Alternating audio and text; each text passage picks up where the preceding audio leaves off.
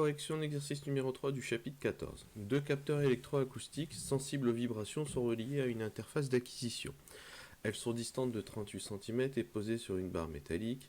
Un coup sec donné sur la barre donne lieu à l'enregistrement des deux salles. Première question, on nous demande d'indiquer à quel signal correspond le capteur le plus proche du coup. Le capteur le plus proche, c'est celui qui va recevoir le signal en premier.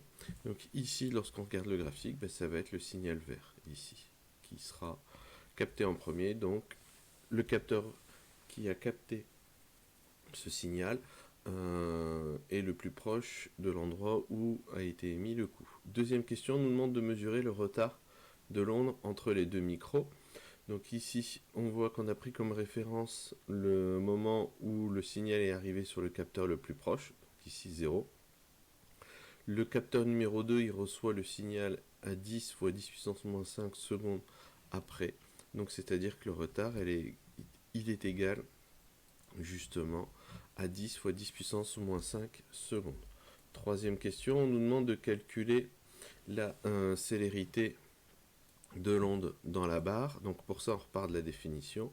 La célérité, c'est la distance parcourue par l'onde sur la durée. Ici, la distance parcourue, c'est 38 cm, c'est-à-dire 0,38 mètres, divisé par le retard 10 fois 10 moins 5, et donc ça nous donne une célérité de 3,8 fois 10 puissance 3 mètres par seconde. Question 4, on nous dit quel aurait été le retard de cette onde sonore dans l'air pour deux micros distants de 38 cm aussi. Donc ici, on va repartir de la relation qui nous permet de calculer la célérité. Donc, et ce que l'on cherche en fin de compte ici, c'est le retard taux.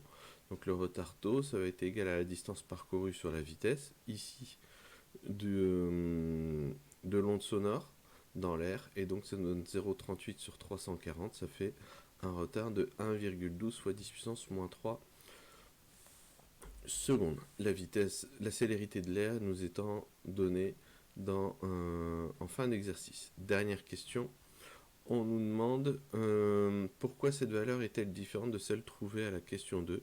Ça, un élément de cours, on a vu que la célérité dépend du milieu de propagation, et de manière générale, plus le milieu est dense, plus la célérité sera importante, donc le retard sera petit. Et ça clôture la correction de cet exercice.